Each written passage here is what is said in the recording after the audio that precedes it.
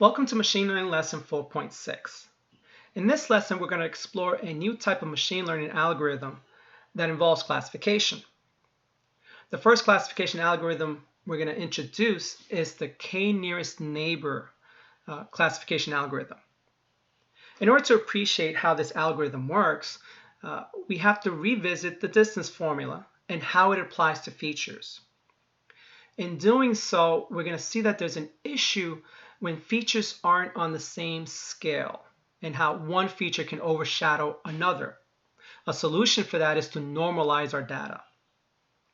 Finally, the way the k-nearest neighbor classification algorithm works is that it looks at a certain number of neighbors around a data point in order to classify it.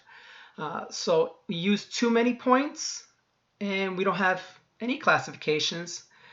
And if we use too little points, then we got too many classifications.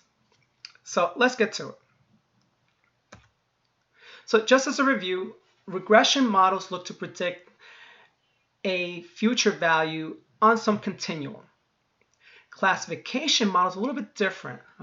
They're not looking to predict on some continuum, but they're looking to classify a new item based off of known classifications.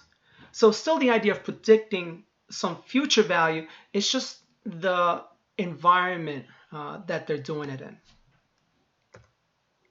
So how does the k-nearest neighbor classification work? Honestly, it's something we do naturally as human beings. It's something we've learned from an early age. There was a phrase that says, if it walks like a duck, quacks like a duck, it's a duck. And again, if you think about kids, that's the way they classify things. If they start to learn shapes, you'll see that they start to, call doors rectangles, windows rectangles, because in their world, that's what they're using to classify things. The fact that it has 4 sides and that 2 of the sides are longer. And we naturally do that. When we look at this picture and we see a bunch of beads, one thing that you can appreciate is that a particular item can have several features to use as its classification, such as color, shape, size, weight, the material that's being used. So we naturally can classify things based off of features. And that's what the k-nearest neighbor classification algorithm aims to do. To classify a new item based off the similarities of its features. So here's a little animated GIF where you can kind of see the white dot. And if you look at the bottom, there's a prediction as to what color it is. So when the circle is small, our only neighbors are the green ones, so it's green. As it gets bigger and we get more of the red neighbors, our classification changes. So this is the importance of, how many neighbors should we use in order to classify a new item? But before we get that, let's appreciate how the k-nearest neighbor figures out how similar something is to something, to a new item. So the distance formula, we're familiar with this from math courses where, it's the change in x and the change in y, squared, added, square root. I'm not going to read you the formula. The formula is there. But what you may not have practiced is this one, just to do it as an extension. Most of us will only work in 2 dimensions. But if you kind of extend the idea to 3 dimensions with the z-axis, then the distance to any 2 points in this 3-dimensional space would simply be, adding the difference in the z coordinates to the distance formula.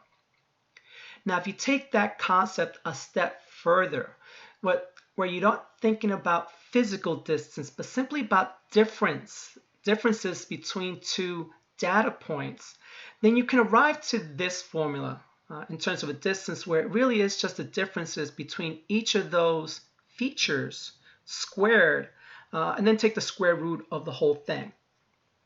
And that's what we're going to see here in a second when we go to Colab. So let me just make sure I ran this. So I'm simply just importing the math library so I can do the square root.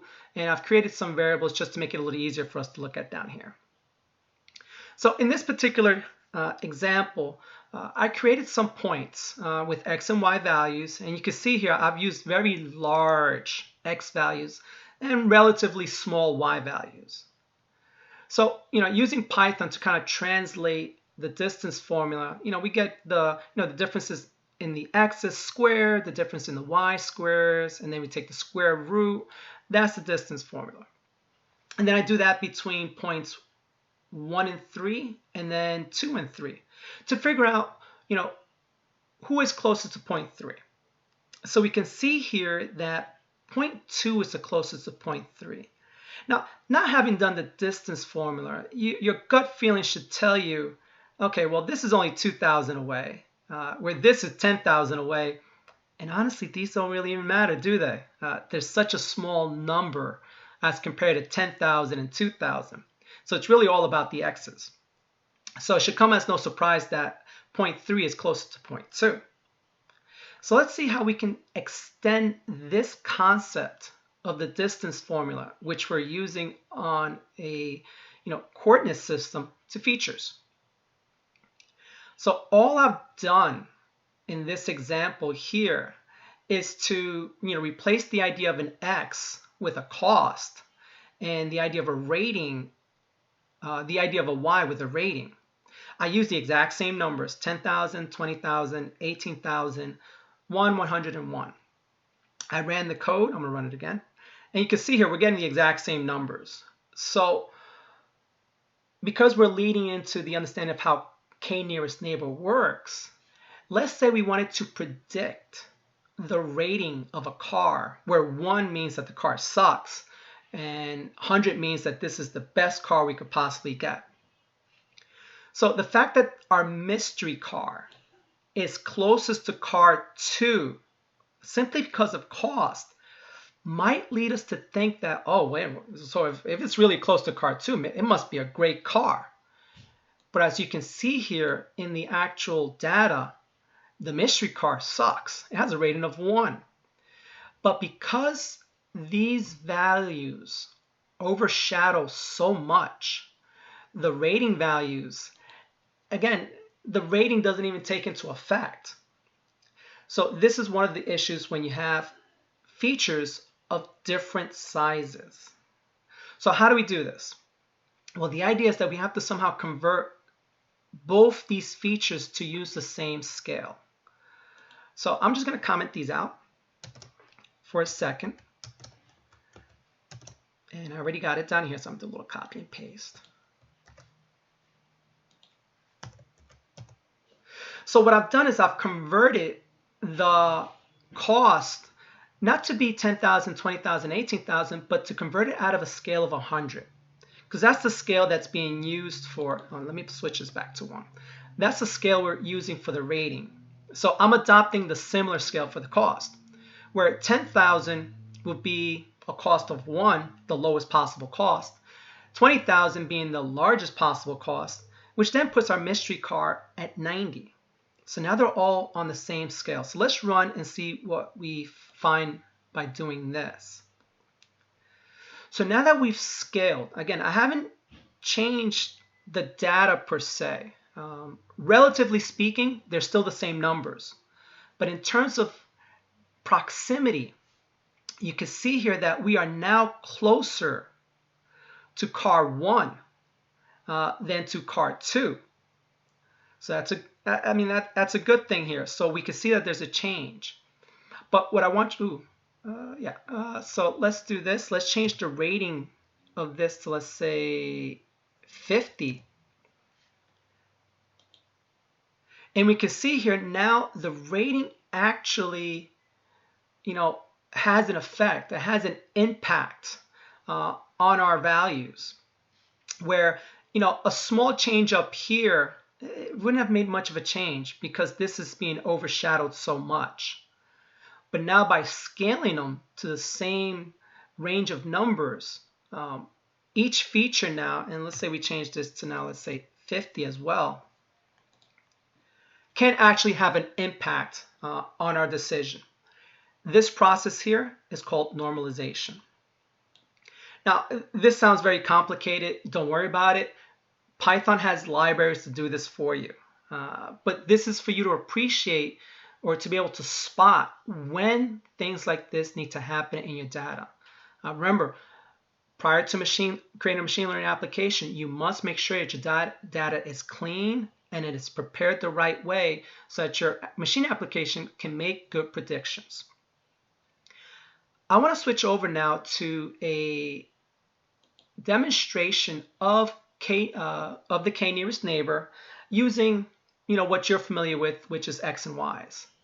So in this application, I can draw a line by moving my mouse. Now the color of the line is determined by how many neighbors I'm using in my k nearest neighbor classification. So you can see here that there's a k of 3, and you can see the neighbors because they're outlined in yellow. So I got 2 black neighbors and one, let's call it aqua, one aqua neighbor. So my line is black because the majority of my neighbors are black dots. So as I go through, you can see how it's starting to switch who my neighbors are. But I still have predominantly black dots as my neighbors. Now when I cross over into here, you can see here, now I'm predominantly this aqua color. So that's what the color of my line is. Now when I cross over here, I still got 2 aqua, 1 black. But once I cross over a little bit further, we start to change the number of neighbors. So my line is being classified by the number of neighbors that I have near me. So you can see in this environment, this 1 black dot is being, I don't want to say overshadowed, but again, I am predominantly aqua because my neighbors are that. So my similarity, because of my distance, because of my location, determines my color. I want to talk about this because notice it's all about neighbors. Who are you closest to? How many neighbors are we using to classify? If I switch this over to 20, and we have 20 dots on the screen, so you notice we're using everybody as our neighbor. What you're going to find is that it doesn't matter where I draw my line, I'm always going to be aqua. And the reason for that is that within this little environment, aqua is the predominant color. So at this point, as a machine learning algorithm, it's useless. There is no classification because everybody's being classified as the same color. You don't want to have that as a machine learning algorithm. You want a machine learning algorithm that can actually classify new items appropriately. So this is a concept called overfitting. Now let's go the other direction. Let's use a very small value of, let's say, 1. So what happens with very small values is that you get too many classification. There's no appreciation of the fact that there may be some nuances in your data. So you get too many different classifications. So you don't want that either. That's called underfitting, in the sense that you're not taking into account more neighbors in order to do a good classification. So there is an algorithm for you to decide, what is a proper k value to use in your k nearest neighbor classification. So if you kind of intuitively think about it, you may run a for loop where after you train a model using a particular k value, you test the score. And you simply, run this over different k values until you find the k value that produced the best score using, your machine learning model from the scikit-learn Python library. So let's go back to our presentation and let's review what we've done today. So k nearest neighbor classification is a new type of machine learning algorithm that looks to classify a new item based on its proximity in terms of features with other known data points. In doing so, we may need to normalize our data so that no feature becomes overshadowing of other features. And then we also have to be careful as to how many neighbors we choose to use in our classification. Whereas if we use too many, we're overfitting, and if we use too little, we're underfitting. So hopefully you're excited about learning how to do classifications. It is the root of how you do image recognition. So let's see what we can do with it. Enjoy.